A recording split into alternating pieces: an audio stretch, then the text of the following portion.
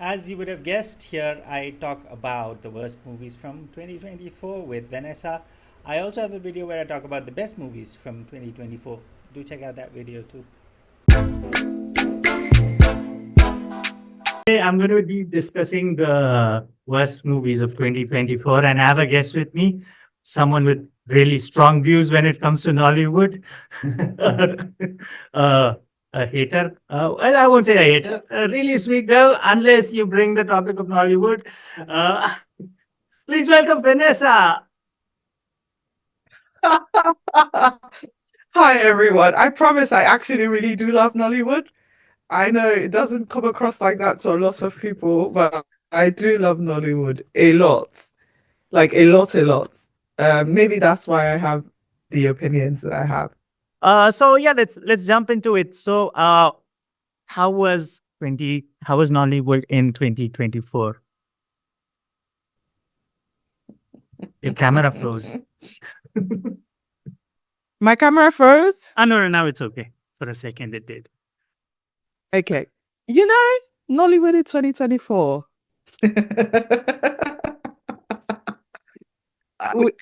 The only thing we can do is laugh. If we don't laugh, we will cry. And we're not about to cry. At least not over Nollywood. We thought 2023 was bleak. 2024 showed us it can be bleaker. The state of the industry, the state of... Yeah, 2024 was not a good year.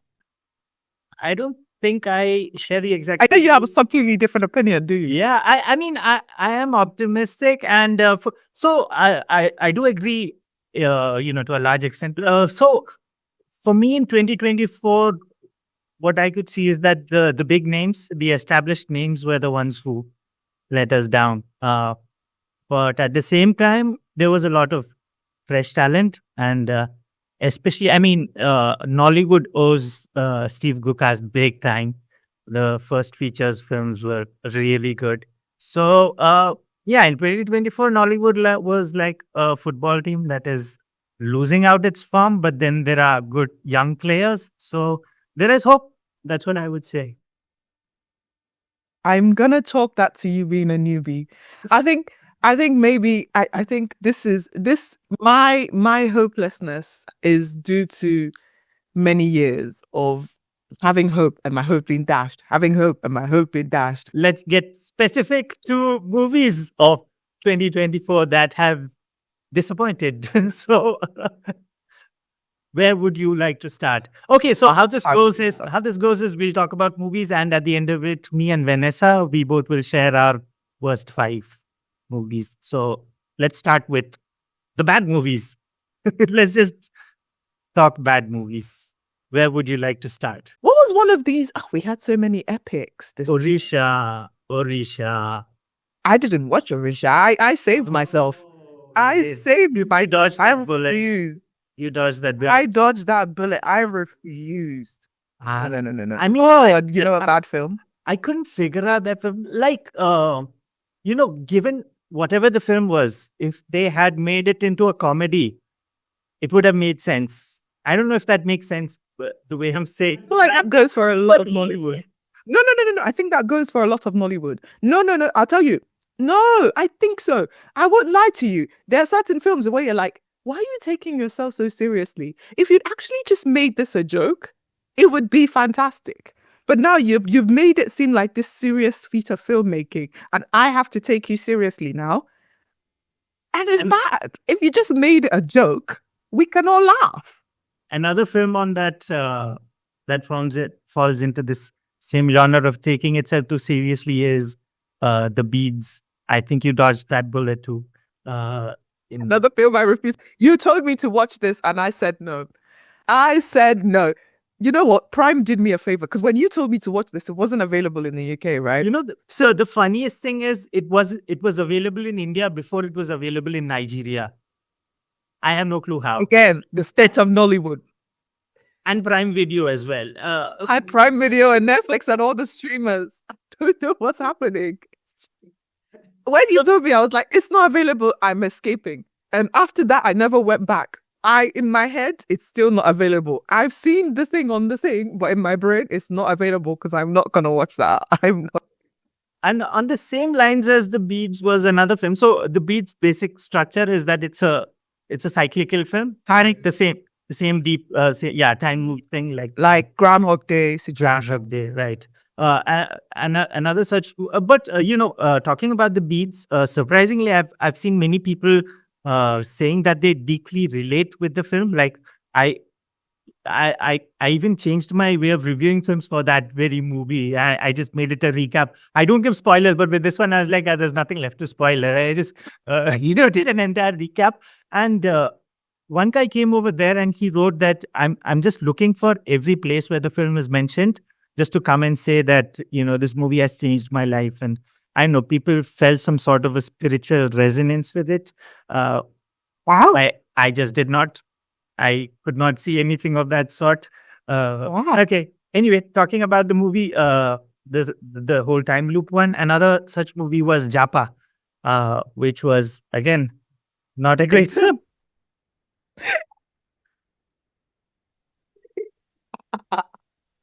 Do you know, if anyone wants to know what Japa is like a film, I don't know if anyone's cut that scene out, but there's a scene where they're all sat in a room and they're all talking about why they want to leave Nigeria. Yeah. That's the scene everybody should watch. And then that would tell you what that film is like. Because the acting in that film, in that scene, the dialogue in that scene, wow. Japa was this year, wasn't it? Yeah, Japa was this year. Yeah. Again, this year was bleak, man. Hotel Labamba, Merry Men 3. Yes, that was 2024. Oh, the biggest disappointment for me for this year has been Ramsey Nouah. Like, I mean, just the other day I saw 76 again, and I'm like, man, I wish I could have seen Ramsey Nouah on the big screen. He's got presence. He's a terrific performer, not an actor. And then he gives us Merry Men 3, gives us Tokunbo. I'm like, oh. Let me tell you the thing about Ramsey. Okay.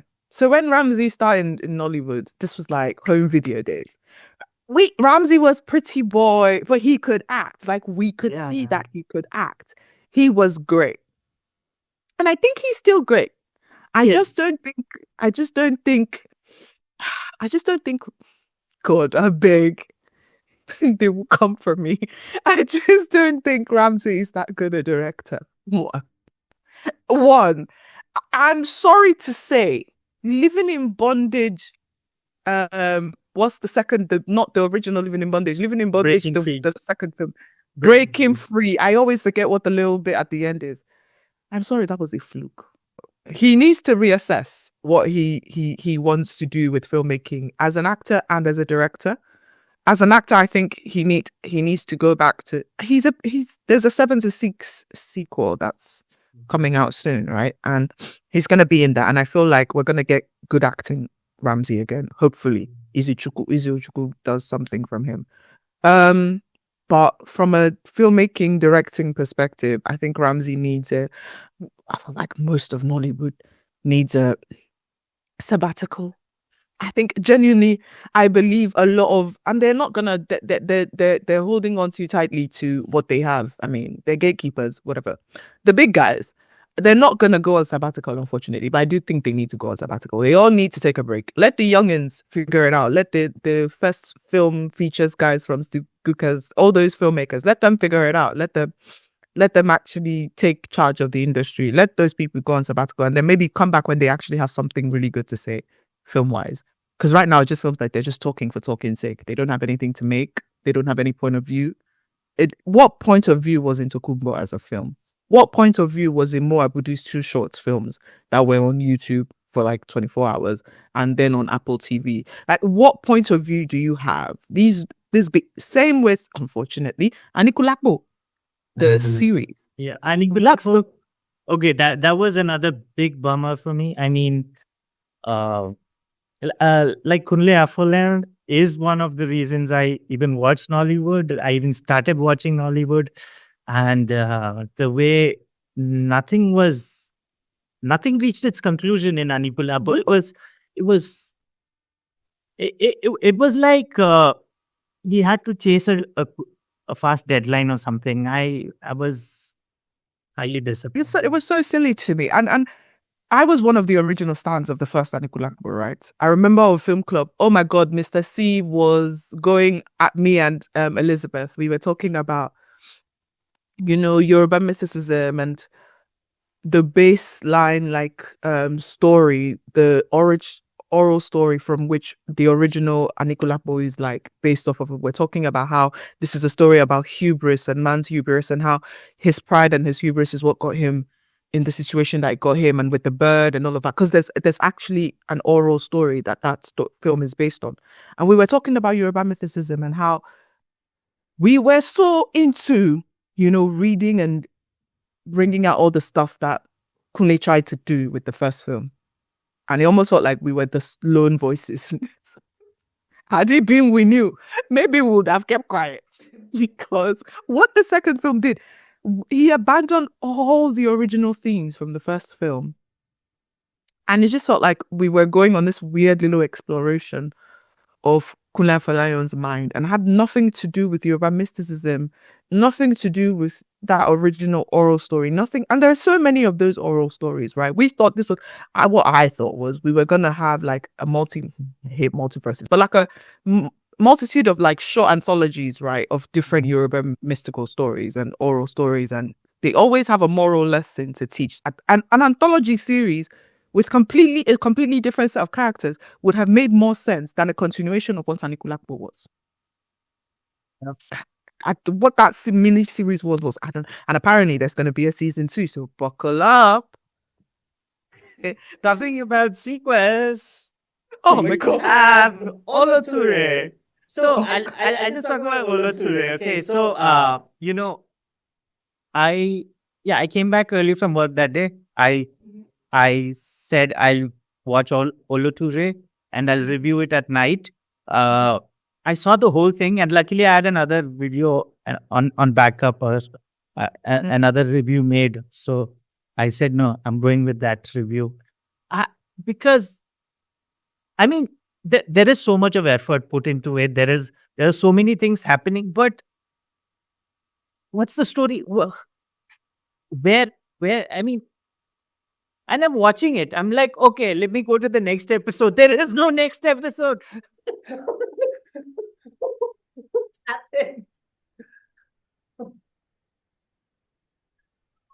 Single person who watched it was like, that's why you're finished. Why finished? That's it. What's next? Like,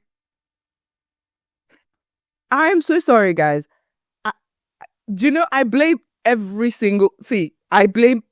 single person who watched the first Oloture and thought, wow, wonderful, what a great film.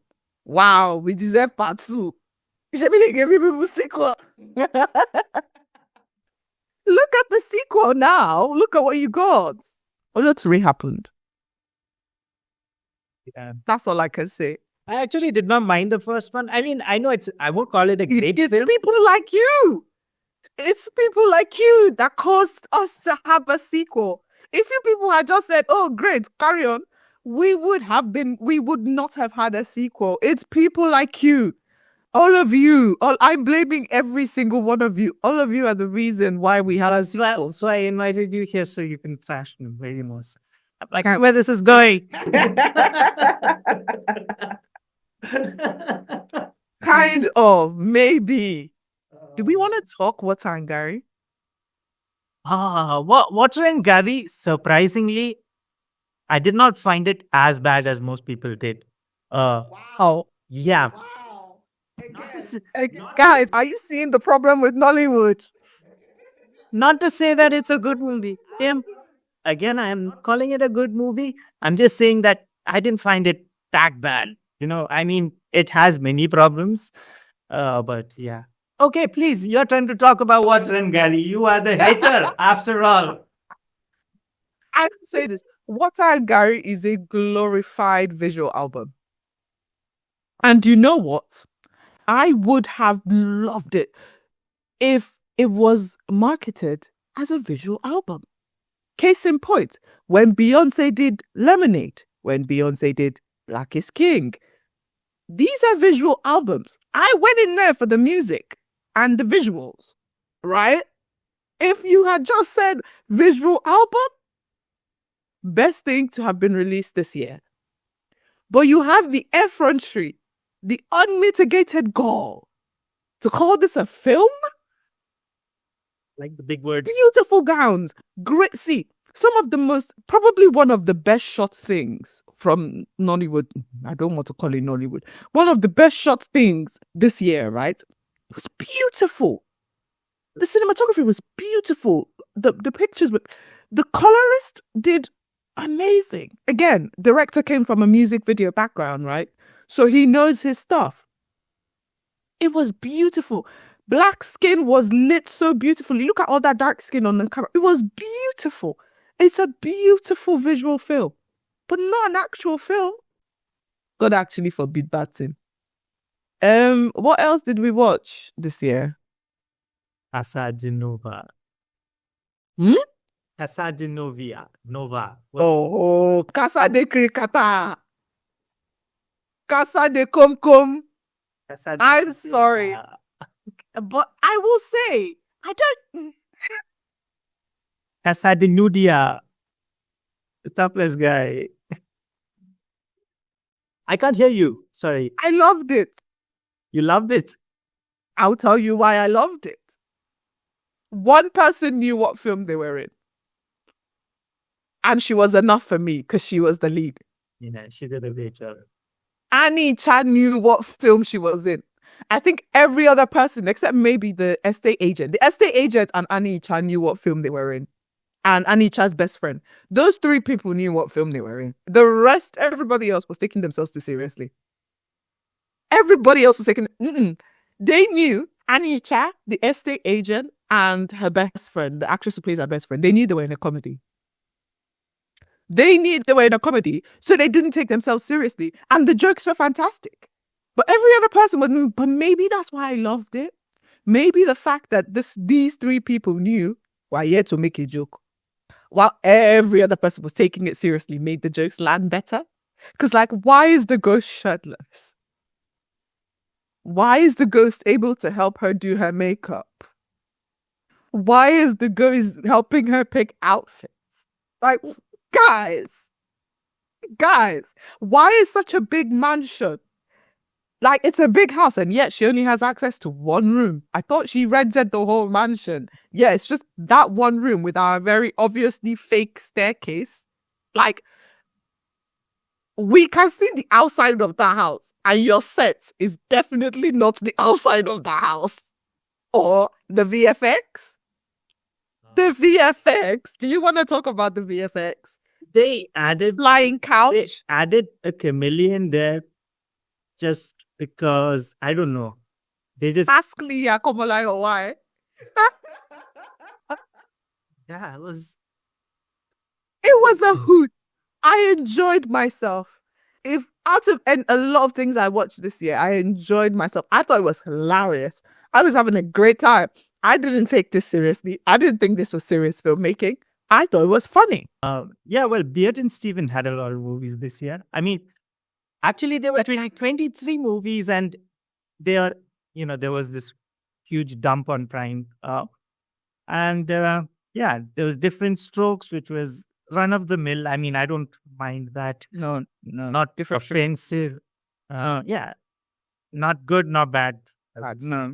But Hotel Labamba, that was bad. I mean, you can't have a suspense movie where the suspense is such a dead giveaway. No, that does not work. Sorry, Hotel Labamba. I blocked that out of my memory. When you said it was this year, I swear I forgot. I swear I forgot. I genuinely didn't think that this was this year. No. Hotel Labamba. Again, another part. Oh, God. So, what's next on the list? Oh, you know what's a shit show on a film? Huh? A Weekend to Forget. A Weekend to Forget. A film we have to forget. I think I have forgotten also. It was earlier this year, so I don't remember much. I just remember it was glamorous. I mean, good looking people. Good. Was it glamorous? It was good looking people. Come on. They were all right looking, but it wasn't that glamorous. They went to the way they made this resort. How we're going for a weekend only to be in one random house somewhere with one tiny little pool at the backyard. And I'm like, guys, come on. Is this what we're doing? And the acting, let's not even get me started. I used to be, see, this is why you shouldn't get what you ask for, because you'll be asking for something now and it will all end up being nonsense. Yeah. Cast Onam, Nollywood cast Onam. And then when Nollywood finally cast Onam, yeah, I kept quiet. I love your code switch once you get comfortable. I love that about Nigerians, actually, My favorite is Mr. C, He's like, all right. The other thing was, like what Sauce was saying, and once he gets comfortable, he's how many film do you even? What happened, brother? It just happens. It just happens. Unfortunately, we can't help it. Unfortunately, we can't help it. It's nice. I love that. It's just what it is. But no, I regret, not regret. I actually do think it's not Ilozonam's fault. I'm still gonna back Ilozonam. I still think, given the right direction, given the right script, given the right character, Ilozonam can actually do really well. That just wasn't it. But the entire film wasn't it. All the characters weren't the right characters. Everything was a mess. So I'm not going to blame Ilozonam for that one. Nollywood cast him again. He would do something. Finally, something we disagree on. Funmilayo Ransome Kuti. You are a hater. I'm not a hater. I'm not a hater. I am a lover of excellence. What's your favorite drink? Why? You have to be catering. I was waiting for that dad joke to laugh. I didn't. When we talked about our FRK, I didn't have my notepad, so I couldn't find it. I didn't have it in my notes. I tried to find my notes for FRK. I couldn't find my notes for FRK. You have notes? I usually have notes for film club. Okay. Well, if I know it doesn't sound like I have notes. I don't know. It sounds like you're spontaneous with your delivery. That's good. It doesn't sound like I have notes. I just have notes to guide my spontaneity. Otherwise, I go off on a tangent. But but for what? No, okay. For me, FRK was pretty good. I on one hand, okay, I do agree that I don't have historical context, so I don't know about the historical inaccuracies. But then a biopic takes those liberties. So they've taken a life which is so complicated and they've made it into a consumable 1.5 hour movie. And they have showcased very interesting attributes of this character. I mean, it worked for me all in all. It's among my top films for the year. Yes.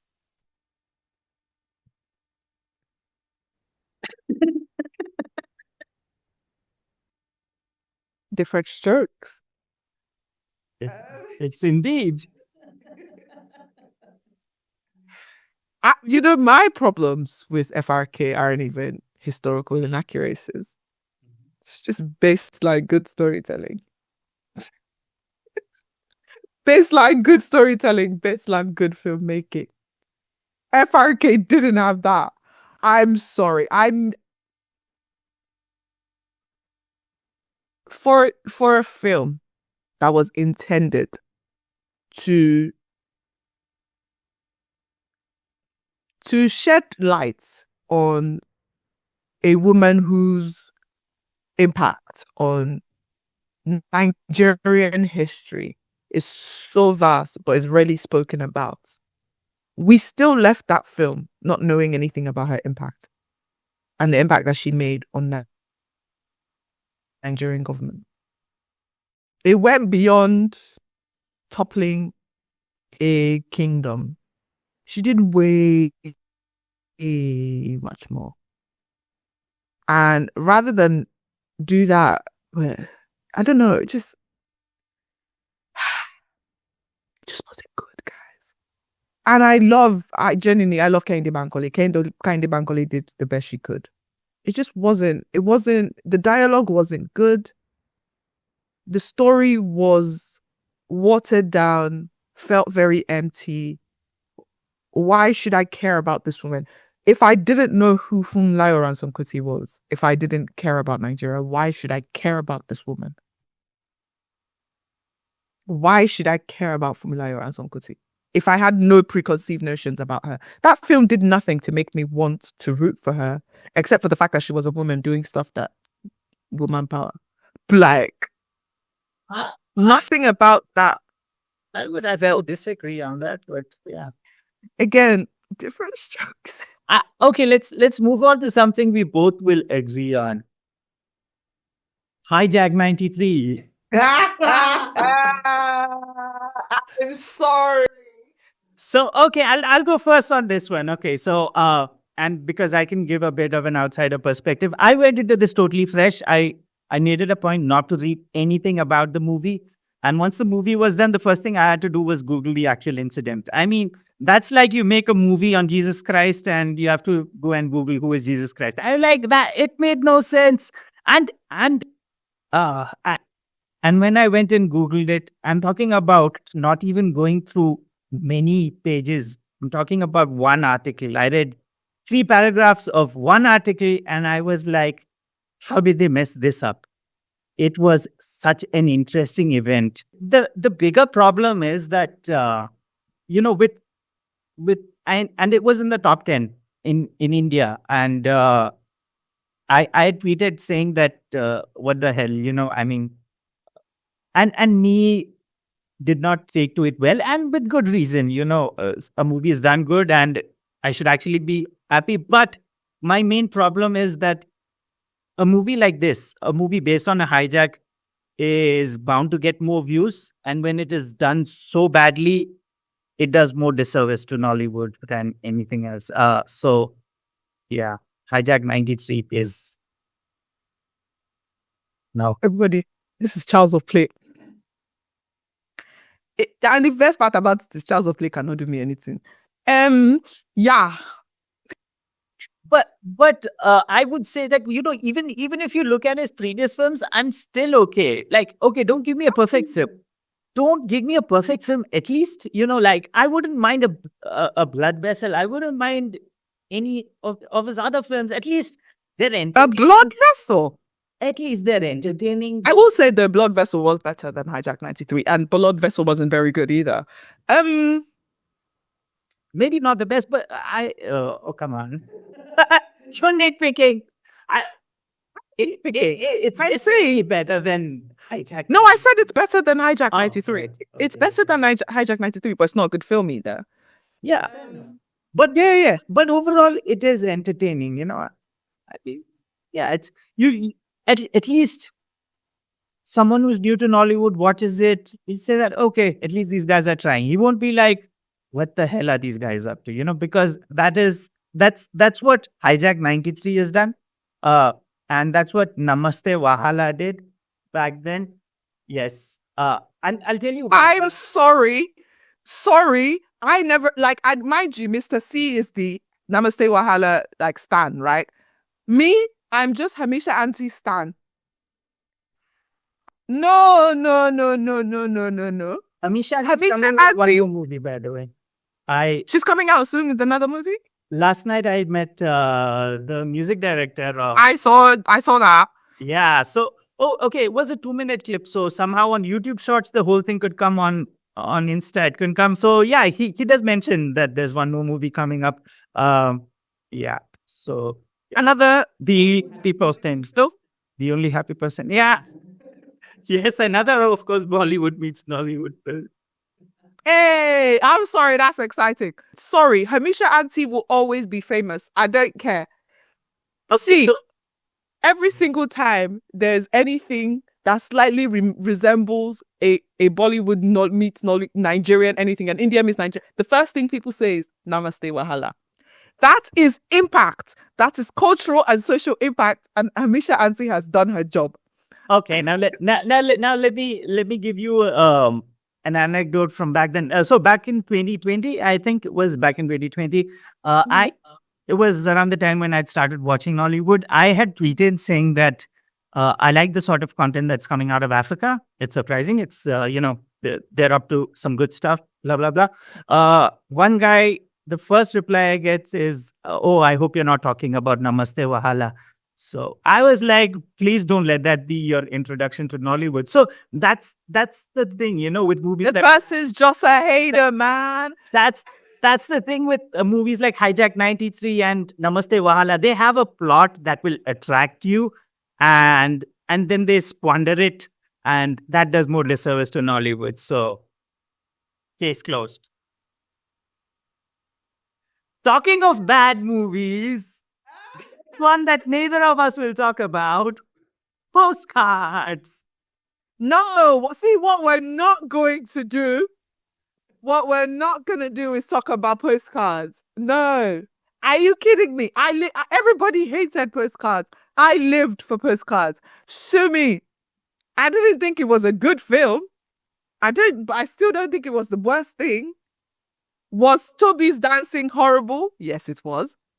Was RMD horrendous? Sure, he was. Hamisha Hansi seems to get the worst out of RMD. No, I liked RMD. I like RMD. But Hamisha Hansi seems to always like RMD in every single role. Oh, fair enough. Good for you. You're a big... Good for you. I love RMD, but I can tell you when RMD is horrible in a film. Sorry. But you know who I was living for and I'm grateful for? Rahama Sadal. He was brilliant. Rahama Sadal was having the best time.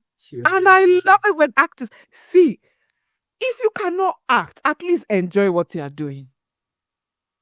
And Rahama Sadal can act. Yeah. She has potential. And she was having a great time speaking her broken Hindi. It was great. Her Hindi was good. And that's because she'd done another film in Kannywood, like years ago, where she had to learn Hindi. Oh, okay. And so, see, my thing is, no. My thing is, Hamisha Auntie is going to do, and while I know she wants star power for her films, right? I think Hamisha Auntie is going to the wrong people. We don't need the RMDs of the world. We don't need the Shola Shobawalis of the world in your film. Go to Kannywood. Kannywood it's like Kanowood, but for like Northern Nigeria. It's like the Northern Nigerian film industry. Go to Kannywood. Kannywood is basically mini Bollywood. I won't even lie to you. Yes. They do musical numbers. They sing in their films.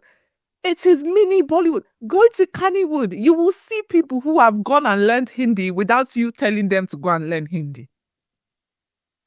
Just go and get those people. Get people who are like Rahama Sadal. Get the Ali Nuhus of the world. See, you people, she needs to go. I don't know. Somebody tell that guy to whisper to her after the third film to go to Kannywood. Tell her to go to Kannywood. Leave RMD and Shola Shobawalis alone. And we would be having a great time.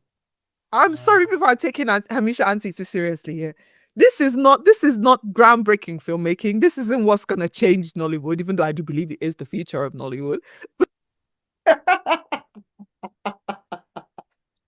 I'm sorry. I love Hamisha Auntie so much. I love it so much. I have dreamt for so long. And maybe it's not Hamisha Auntie who would do it. I genuinely want a Nollywood Bollywood situation. So that's actually good. With Postcards, the thing for me was, again, many things did not work. It was that, like you said, not good filmmaking, but it was a guilty pleasure. I enjoyed it. Many will disagree, but yeah. I'm sorry. I had a fantastic time. This is the thing. You just got to take it for what it is, isn't it? Okay, we're talking about the worst movies. the hell? We can't both be saying I like this movie. That does not work. We'll do another one for that. Okay, so I think we can go to our list of worst Top five. Yep. Yeah. Oh, worst five. No, top Worst five. five. So at 5, which is the movie for you? Do you have the list ready or? You go first. You Uh, go first. All right. At number 5 is Orisa. At number 4 is The Beads. The movie took itself too seriously. At number 3 is Tokunbo. At number 2, Ramsey Nouah, again disappointing with Merry Men 3. And at number 1, I think we all know, Hijack 93. Dead. Oh my God. Hijack 93 really offended you. Yes. Wow. I mean, when you think about it though, yeah, for something that's based on a real event, to massacre it that badly, yeah. Genuinely, news reports were more interesting and than the entire film. Like if you just gone and read one article, you'd be like, wow, what a fantastic story.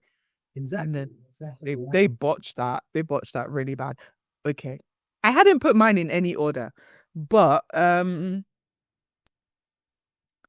damn it. Okay. At number 5, Funmilayo and Kuti. I don't care. Yes, I'm not talking now, okay? Exactly. Funmilayo and Kuti. Number 4, Oloture. Yeah. Number 3, Tokunbo. Number 2. This is the part that's gonna be a little difficult. Number 2. What's number 2? I will say Hijack number 93 is my number 1 because it was horrid. Number 2. What was number 2? What was my gonna be my worst? What my number 2? Number 2. What's number 2? Prices are Water and Garri, Merry Men 3. I'm not gonna put Water Garri. See, I don't consider Water Garri a Nollywood film, so I don't think it counts. I genuinely don't think it counts. Merry Men 3. I think that Merry Men 3 is a blur in my mind. I don't think it counts. Oh, what's one? This is tough for me. I have options, but it's tough. by the way. Yeah, it's just number 2. Sorry? It's just I'm looking for my number 2. Yeah, you're looking for your number 2. Yeah. Number 3 was Tokunbo. Number 2 is God damn it.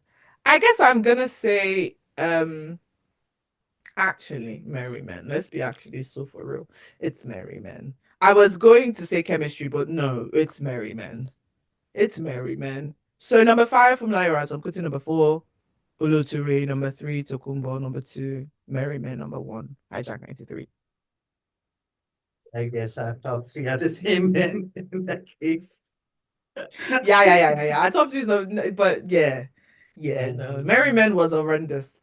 For me to blank it out completely out of my mind like that, then it must have been horrid. Why did they make a third film? Thank you, Vanessa, so much for this. I mean, a while back before I got into recording, I just told my wife I'm getting on this call. Don't make any noise around here. She's like, oh, you're doing a video. I'm like, yeah, worst films of 2024.